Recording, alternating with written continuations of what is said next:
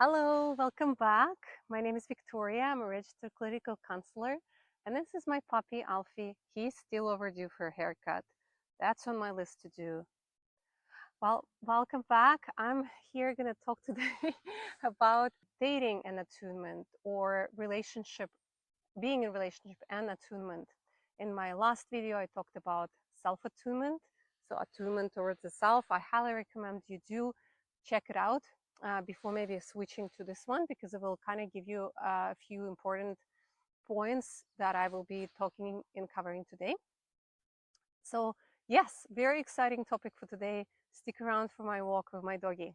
Dating usually begins with some feelings. And typically we base some dating on attraction. Often it's a chemical induced attraction to someone, and these chemicals hijack us and we feel really attracted and we feel like we're in love. We might be thinking, oh, this other person is in love with me too. They just can't get their hands off me. And that's a beautiful feeling, don't get me wrong, but it doesn't really translate into how this is going to be in a long-term relationship.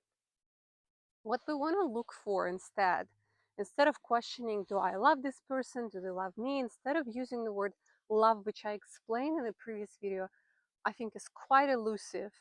Everybody will have their own definition of love or how love is shown. We can use the term attunement. How attuned are they to me in assessing possibility of success in this relationship? And as in my previous video, I stated that attunement can be measured in 5 languages defined by Dr. Chapman. I did dive a little bit deeper in my previous video in what those languages are, but quickly mention we have words of affirmation, we have physical touch, we have acts of service, we have gifts, and last but not least is quality time. Just like I'm hanging out with my buddy Alfie here.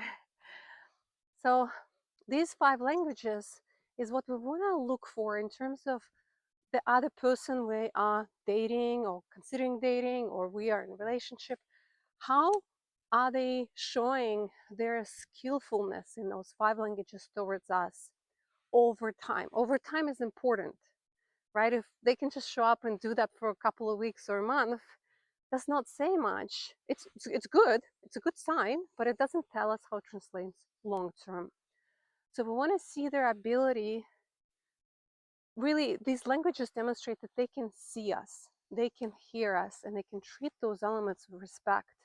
And they can speak the languages of spending quality time with us. They can speak the languages of touch with us. They can do acts of service. Really, in a long-term relationship, I'm not saying it's going to apply for everyone, but we are looking for a partner who is going to show up for us in these ways. There might be 1 or 2 languages that isn't important to you, but remember, and when I describe self-attunement, in practice of self-attunement, we want to actually develop all of those languages towards ourselves, because they're all quite important actually. Just because you might not be used to one or you haven't received one doesn't mean they're not actually important. Remember, they tie into self-worth when we develop those love languages towards ourselves. Where's my puppy? He's over there. So we want to look at the other person's ability to be able to attune to our needs, to our feelings, to our values. And we want to look out for, when we do communicate those things, we want to look out for things like, I just the way I am, kind of love it or leave it situation. Somebody who's not willing to stretch, to be open, to be possibly learning a certain love language. Because I want to be very clear, we're not expecting perfection. None of us are perfect. Shouldn't touch the microphone. None of us are perfect, so we should not even expect a perfection from a possible partner. They might not be brilliant at speaking all of the 5 languages. Hopefully there know a couple really well, but it's what you're really looking for is their capacity to stretch and their willingness to stretch into those love languages. Can they begin to consider practicing that because it is important to you, right? That idea in itself is the art of attunement, that it is important to you, so I'm willing to learn and practice it.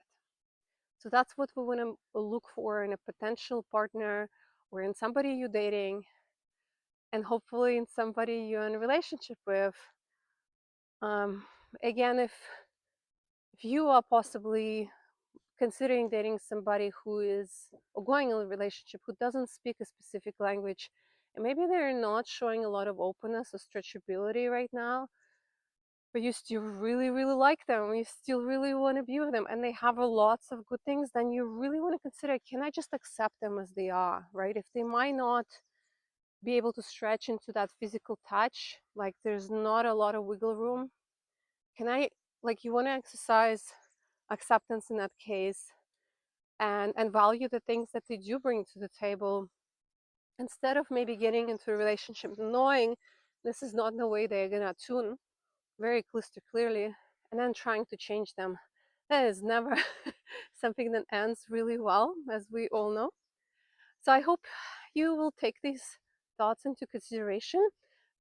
Just a quick note, I do realize this is probably going to be applying very uniquely to people with neurodivergence. So please do keep that in mind. I don't have specific thoughts. I'm not an expert in that, of how that translates to neurodivergent population. But do keep that in mind, that there will be probably very different elements that it would encompass. Anyway, it was really lovely walking with you here, and thank you for sticking around. And Alfie says it was a pleasure to see you all as well.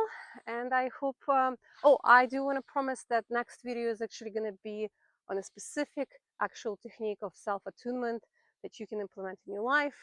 And that will be coming out next week. Anyway, it was really good to see you. Ciao.